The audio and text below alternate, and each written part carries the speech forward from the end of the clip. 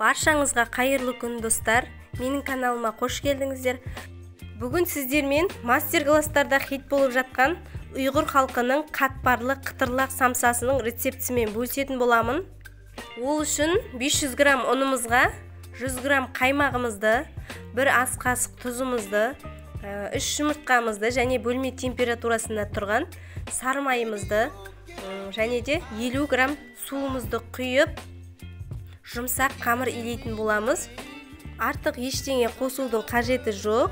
Осылай қамырды бір-бірімен біріктіріп, иін жақсылап қандырып, күшті қылып илеп шығарамыз. Бұл ұйғыр халқының самсасының бір жақсы жері. Оның арасына сары май салып, морозильникке қойып әуре болмаймыз. Сразу илеген бойда бәрін бөлшектерге бөліп, самсамызды жасап бастап кетеміз. Самсаның көлемінің бәрін бірдей қылып шығару үшін 45 граммнан өлшеп алдым. Сіздер де солай өлшеп жасасаңыздар бірдей болып, әдемі болып шығады. Қамырын жайған кезде қатты жұқа қылмаңыздар. Орташа нормада өте керемет болып шығады. Салмасына асқабақ жуа және де тауық етін қосатын боламын. Фаршпен де болады, бірақ мен өзім құс етін жақсы көретін болғандықтан осылай жасадым.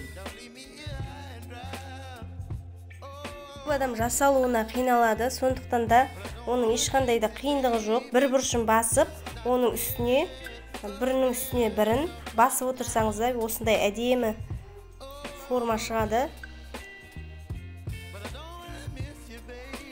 Шетін астына да қайырып қойуға да болады. Осылай әдемі болады негізі. Енді дайын болған самсаларымыздың бетіне жұмыртқамыздың сарысын жағып, духовкада 150 градуста пісіріп алатын боламын. Әсемдігі үшін бетіне қара күнжітті пайдаландым. Мінекей біздің ұйғыр самсаларымыз дайын болды. Өте керемет, қытырлақ, қатпарлы болып шықты. Сіздер де жасап көріңіздер. Маған тіркеліп, лайк басып, пікір қалдыруды ұмытпаңыздар.